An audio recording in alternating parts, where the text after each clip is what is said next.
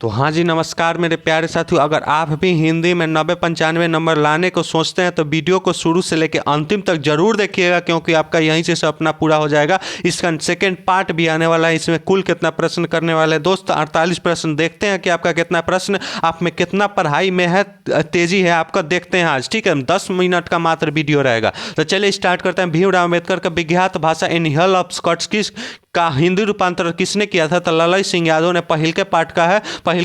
ठीक है, तो कौन सा हो जाएगा? ऑप्शन नंबर बी जा राइट आंसर। चलिए नेक्स्ट प्रश्न पर। नलिन बिलोचन शर्मा का जन्म कब हुआ था? 18 फरवरी 1916, 14 जनवरी 1916, 3 जनवरी 1916 या 12 फरवरी 1916? तो कब हुआ था? तो 18 फरवरी 1916। नलिन बिलोचन शर्मा किस पाठ के लेखक है? जल्द से जल्द कमेंट कीजिए। तो हमें सेन साहब की कितनी लड़कियां थे? तो 2 थी कि 3 थे कि 4 थी कि 5 थे? ठीक है, तो कितनी लड़कियां थे? 5 थे। सेन साहब के लड़के का क्या नाम था? कासू था, जिसे खोखा कहा जाता है, बंगाल भाषा का शब्द है। चलिए नेक्स्ट प्रश्न पर। अग्राज शब्द में प्रत्यय कौन सा है? प्रत्यय क्या होता है? अंतिम में जुड़ता है। उपसर्ग क्या होता है? शुरू में जुड़ता है। तो अग्राज शब्द का प्रत्यय कौन सा है? तो आ है। Option number D is right answer. Madan किसका बेटा था? मुखर्जी साहब का, सेन साहब का, ड्राइवर का, गिरधर लाल का? तो मदन किसका बेटा था? तो मदन गिरधर लाल का था। मदन कहाँ और गिरधर लाल क्या था? तो सेन साहब के फैक्ट्री का किरानी था। चलिए, महारानी विक्टोरिया के द्वारा किसे नाइट की उपाधि दी गई थी? तो किसे दी गई थी? मैक्स मुलर का। मैक्स मुलर क्या थे? तो मैक्स मुलर क्या थे? तो मैक्स मुलर हमारे पाठ के किस पाठ के, हमारे विषय के किस पाठ के, हिंदी के किस पाठ के लेखक है? तो भारत से हम क्या सीखे? मैक्स मुलर के अनुसार भारत कहाँ निवास है? तो गाँव में निवास है। मैक्स मुलर कहाँ के कवि है? जर्मन भाषी कवि हैं। हिंदी कविता के प्रपर्यावादक के प्रवर्तक कौन है? तो कौन है? तो हिंदी कविता के। तो 7वां का हमारा सही जवाब हो जाएगा नलिन बिलोचन शर्मा। चलिए नेक्स्ट प्रश्न। आत्मसात में प्रत्यय कौन सा है? यहाँ पे उपस्थि लगा है। ठीक है, तो कौन सा हो जाएगा? सात हो जाएगा। Option number A is right answer. चलिए नेक्स्ट प्रश्न पर आधार। चलिए, विचार और वितर्क किस लेखक की रचना है? विचार और वितर्क किस लेखक की रचना है? तो हजारी प्रसाद द्विवेदी का। Option number A is right answer. नाखून बार बार काटने रहना और अलंकित करते रहना निरूपित करता है किसको? निरूपित करता है सौंदर्य बोध और संस्कृति चेतना को निरूपित करता है। चलिए नेक्स्ट प्रश्न क्या कर रहा है? घृणा शब्द का विलोम है। घृणा शब्द का विलोम क्या है? किसी से घृणा कीजिएगा तो उसका विलोम क्या हो जाएगा? प्रेम। प्रेम का क्या हो जाता है? घृणा। कभी कभी इसी तरह से पूछ देता है। और विलोम का अर्थ क्या होता है? विपरार्थिक भी होता है, कभी कभी विपरार्थिक भी दे देता है। ठीक है, विपरीत अर्थ वाला। हवा शब्द का लिंग निर्णय कीजिए। मतलब हवा कौन सा लिंग है? हवा कौन सा लिंग है? तो इस लिंग पहचानने के लिए आप एक वाक्य बना लीजिए। हवा बह रही है। हवा बह रही है कि हवा बह रहा है? तो हवा बह रही है, इस कारण हमारा स्त्रीलिंग हो जाएगा, रही आ रहा है। यहाँ था हमारा प्रश्न। इसी तरह से है। चलिए, उसने अपने मित्र का, देखते हैं कि आपका 48 प्रश्न में से कितना प्रश्न सही हो रहा है। 40 प्लस अगर प्रश्न सही हो रहा है तो बहुत अच्छा आपका तैयारी चल रहा है। और अंतिम में आपको 2 प्रश्न देने वाले हैं। देखते हैं आपका कितना बच्चा अंतिम तक जुड़ के देता है। ठीक है, देखते हैं आपके पढ़ाई के प्रति आपका कितना फोकस है। चलिए, उसने अपने मित्र का पुस्तकालय खरीदा।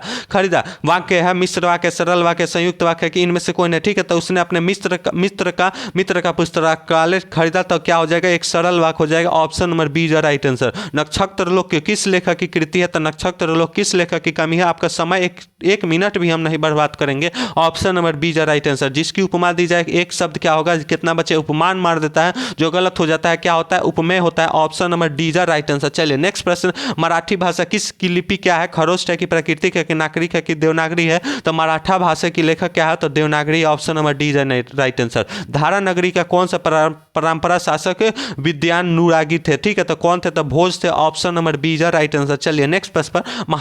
महाविद्यालय नामक कहानी संग्रह किनकी रचना है? तो किनकी रचना है? तो विनोद कुमार शुक्ल का है। Option number C is right answer. चलिए नेक्स्ट प्रश्न पर हमें जल्द से जल्द बताएंगे पेड़ पर कमरा किनकी रचना है? पेड़ पर कमरा किनकी रचना है? जल्द से जल्द बताएंगे। ठीक है, चलिए कि जल्द से जल्द बहादुर के मां गुस्से से पागल क्यों हो गई थी? तो क्यों हो गई थी? बहादुर ने भैंस को मारा था। Option number A is right answer. Bahadur कहाँ का रहने वाला था? तो नेपाल का रहने वाला था। किसने सोवियत संघ पर आक्रमण किया था? किसने किया था? हिटलर ने किया था। जो कहाँ का रहने वाला था? तो कहाँ का, इनका जन्म कहाँ हुआ था? तो ऑस्ट्रिया में हुआ था। और रहने वाला कहाँ का ये बना था शासक? तो कहाँ का बना था? जर्मनी का, जो नाजीवादी पार्टी का स्थापना किया था, जिसका चीन क्या था? तो सात्विक था। चलिए नेक्स्ट प्रश्न पर। यदि मनुष्य परिस्थितियों का नियामक नहीं है तो परिस्थितियां भी मनुष्य के क्या है? तो नियामक नहीं। Option number B is right answer. 100% correct जवाब।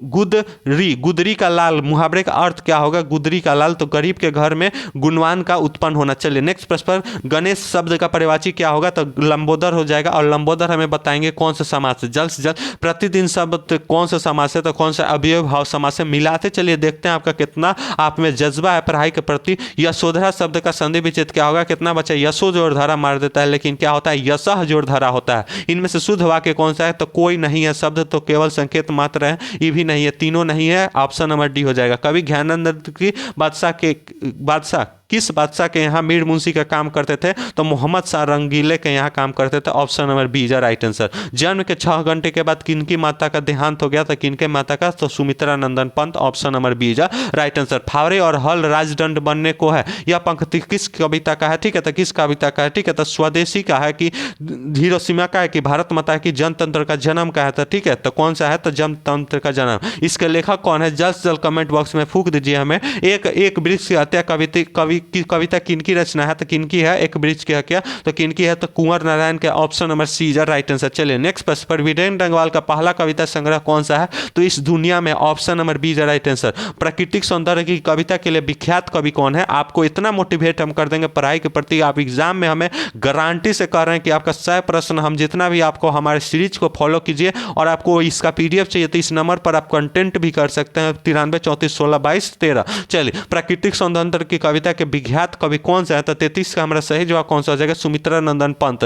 किसी कविता के वर्ण श्राम व्यवस्था और कर्म कांड का विरोध करके निर्गुण ब्राह्मण की भक्ति का प्रचार किया था? किसने किया? तो गुरु नानक, जो सिख धर्म के क्या थे? प्रवर्तक थे। चलिए नेक्स्ट प्रश्न पर, नगर संवेदना के कवि कौन है? तो कौन है? सचितानंद हीरानंद वाते से आगे हैं, option number A is right answer. चलिए, नगर संवेदना के यही कवि हैं। 35 सॉरी कौन है? कुंवर नारायण है, सॉरी माफी चाहते हैं इसके लिए, कुंवर नारायण है। अज्ञे तो हमारे हिरोशिमा का। चलिए, दुर्दशा मानवीय विभीषिका का चित्रण करने वाली कविता कौन सी है? तो हिरोशिमा है, इसके पाठ के लेखक अज्ञे हैं। और यह हिरोशिमा कहाँ पड़ता है? तो जापान में, जिस पर किसने बम गिराया था? तो अमेरिका ने बम गिराया था। चलिए, गुरु नानक के पद है, गुरु नानक के पद कौन सा है? तो कौन सा है गुरु नानक के पद? कौन है? तो कौन है? राम भक्तिमय गीत है। चलिए नेक्स्ट प्रश्न पर, रसखान द्वारा कृष्ण लीला का गान किया गया है? किस में किया गया? पदों में, घनाचारी में, दोहों में या सवैया में? तो किन में किया गया है? घनाछड़ी में किया गया है। ठीक है, चलिए, कवि प्रेमघन द्वारा अधिकांश काव्य रचना किस भाषा में है? तो ब्रज भाषा, अवधि में है, option number B is right answer. चलिए, 40 नंबर प्रश्न क्या कर रहा है? स्वर्ण किरण किनकी रचना है? किनकी रचना है? तो सुमित्रा नंदन पंत की है। मिलाते चलिए